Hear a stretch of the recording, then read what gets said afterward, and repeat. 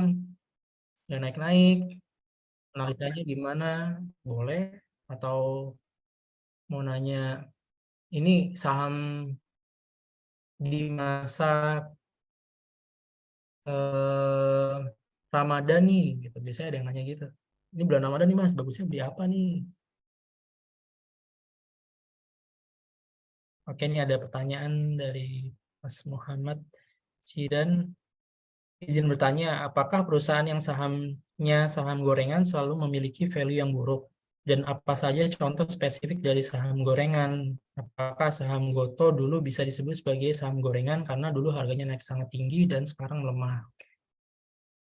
Oke, yang pertama pertanyaannya, apakah saham gorengan itu pasti value-nya jelek?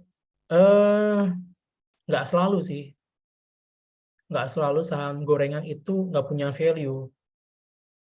Tapi lebih banyak atau lebih sering yang digoreng ya yang nggak punya value karena biasanya logikanya gini, eh, perusahaan jelek, oh, sorry ya ini tanda kutip ya, bukan perusahaan yang tidak menguntungkan gitulah ya, oh, ya lebih halusnya gitu, perusahaan yang tidak menguntungkan ketika dia IPO, ketika dia go public, eh, dia punya value apa untuk menggait investor gitu kan kasarnya.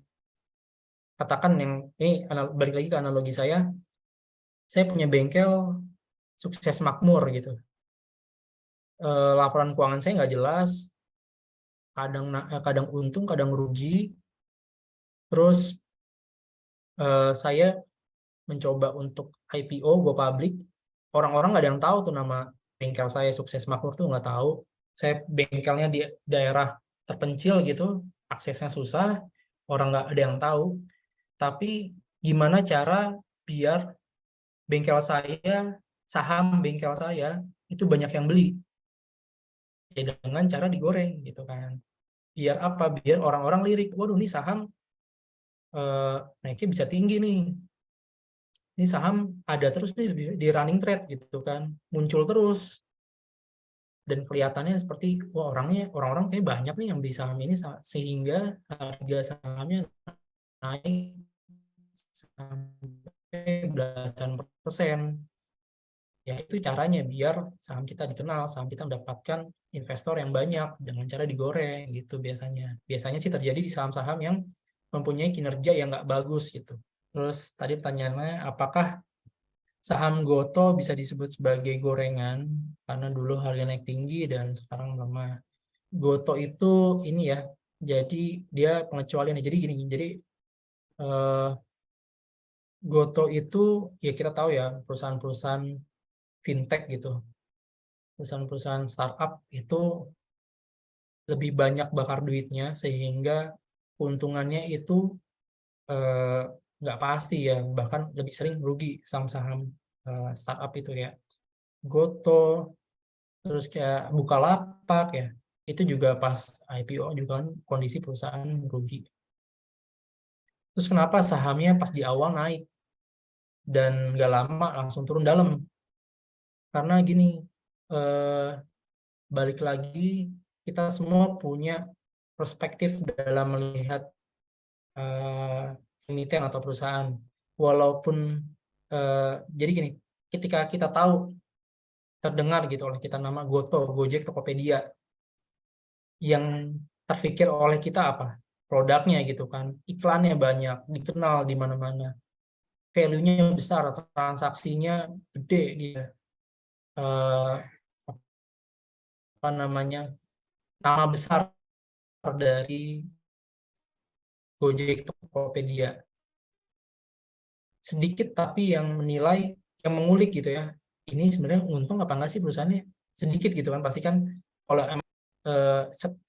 sepintas aja mendengar nama itu ya kita tahu itu perusahaan perusahaan besar, kita pun sering pakai aplikasinya gitu kan, kita sering pakai produknya gitu ya. Itu karena ekspektasi masyarakat ketika dia IPO ya orang-orang langsung beli karena itu di mana-mana, apa namanya, kita bisa akses gitu, semua orang akses itu fintech yang mempunyai value yang besar.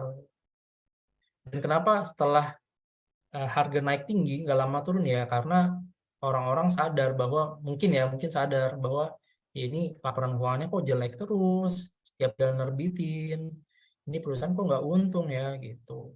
Balik lagi ya psikologi ya.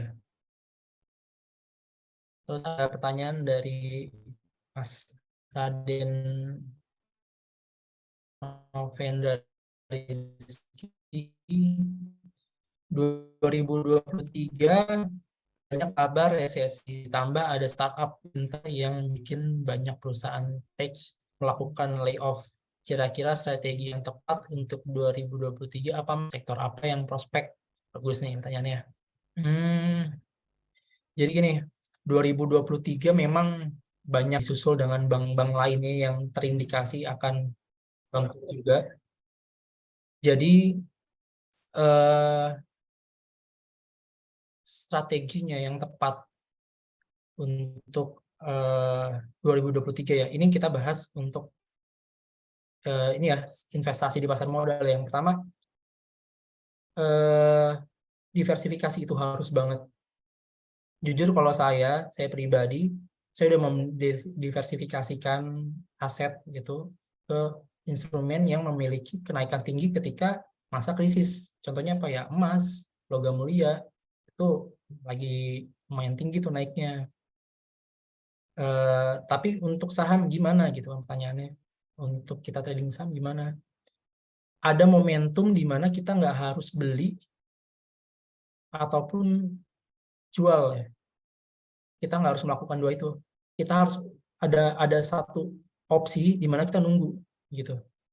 Kayak pas inilah 2020 kemarin pas awal pandemi, itu saham semua berjatuhan, semua saham-saham bagus tuh turun belasan %.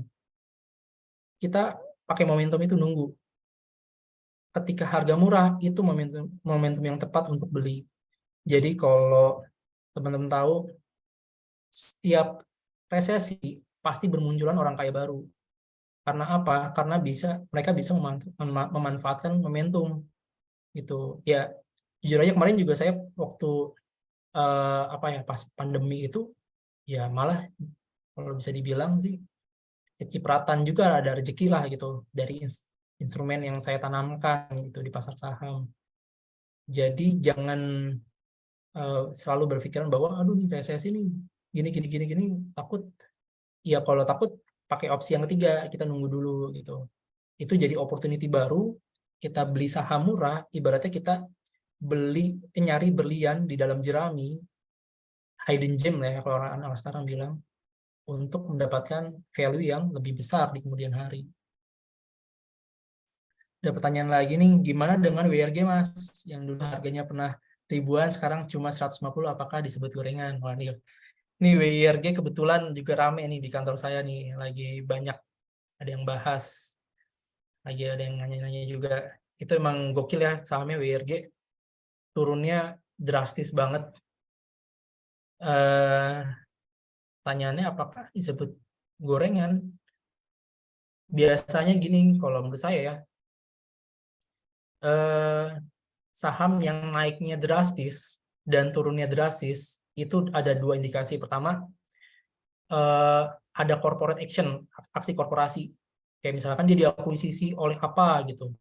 Dia dapat suntikan modal berapa triliun gitu. Itu yang bikin si harga saham bisa naik tinggi, ada aksi korporasi itu. Atau yang kedua ya, kalau nggak ada apa-apa, nggak ada aksi korporasi, nggak ada laporan keuangan bagus, nggak ada berita-berita yang sifatnya krusial terhadap saham itu, ya kedua ya kemungkinannya itu gorengan menurut saya. Jadi triggernya nggak ada lagi untuk menunjang kinerja si emiten ya, opsinya yaitu saham gorengan gitu. Tinggal dicari aja nih di bedah nih, ini WRG aksi korporasi yang bisa menaikkan harga dan menurunkan segini drastis itu ada apa gitu ya. Ya nih Mas Raden benar, jadi kita nunggu apa yang harus diserok Mas, benar banget.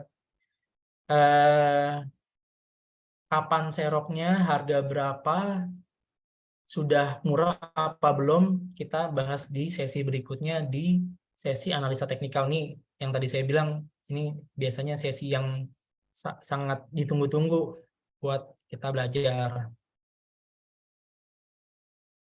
Ya benar Mas Eza. Semoga setelah ikut kelas ini kita bisa cuan bareng-bareng ya. Kebetulan juga saya aktif ya di komunitas Republik Investor nih, ada Instagramnya Republik Investor. Saya sebagai co-foundernya. Kita sering banget kasih berita-berita terkait dengan pasar modal, aksi korporasi, strategi trading, bahas saham-saham yang lagi happening. Kita sering banget. Teman-teman bisa follow IG Republik Investor, dan kebetulan kita juga ada workshop nanti. Biasanya setiap tahun kita ada pelatihan. Di situ intens kita ajarin dari yang intermediate ke yang lebih detail lagi tentang analisa saham dari fundamental dan teknikal. Teman-teman bisa cek aja di IG-nya. Kita akan biasanya workshop berikutnya kita adain di bulan Mei. Jadi teman-teman yang mau lanjut belajar cara analisa yang lebih detail, yang lebih excellent gitu, bisa kepoin IG-nya. Dan jangan lupa juga follow IG saya, Doni Aristio. Saya juga biasanya banyak diskusi atau biasanya live IG juga sama teman-teman, sama komunitas lain untuk bahas market. Oke, sekian dari saya. Mungkin ini juga waktunya udah mepet, mau buka. Saya kembalikan ke moderator. Terima kasih, Bang. Ya, makasih teman-teman semua. Ya, soalnya Medan udah atas penjelasannya. Terima kasih, Bang. Mungkin Ya. Karena kita udah mulai buka, terutama di Indonesia Timur sama Tengah, Indonesia Barat juga udah sekarang. Nah, mungkin kelas depan saja. Untuk yang giveaway mungkin bisa disampaikan besok, Kak. Oh ya. Atau mau sekarang? Oh, besok aja. Oke. Oh, mungkin sedikit kali ya, saya jelasin singkat. Ini sebelumnya saya ucapkan selamat berbuka puasa buat teman-teman yang berada di waktu Indonesia Timur. Ini sedikit saya jelasin singkat ya. Ini jelas ada gambarannya, sudah kelihatan materinya? Materinya yang kelihatan hanya thank you. Oh, belum ya, sebentar. Sudah kelihatan? Yang ada giveaway nih buat teman-teman nih. Sudah kelihatan dengan jelas. Oke, ini jadi ada hadiah dari sertifikasiku buat teman-teman, khususnya member talent class itu berupa online course for participant talent class batch 7. Nih, jadi teman-teman dapat giveaway dari sertifikasiku, dan di sini ada berbagai materi ya. Yang pertama, cara mudah menulis konten penjualan. Yang kedua, membuat konten kreatif di platform digital. Yang tiga, menganalisa laporan keuangan untuk berinvestasi. Nah, ini caranya buat teman-teman ikut. Ini bisa langsung dikunjungi di website sertifikasiku. Jadi, untuk menambah skill, ini wajib banget kita harus ikut. Ini saya share di ini aja ya, di kolom chat. Jadi teman-teman kalau mau akses,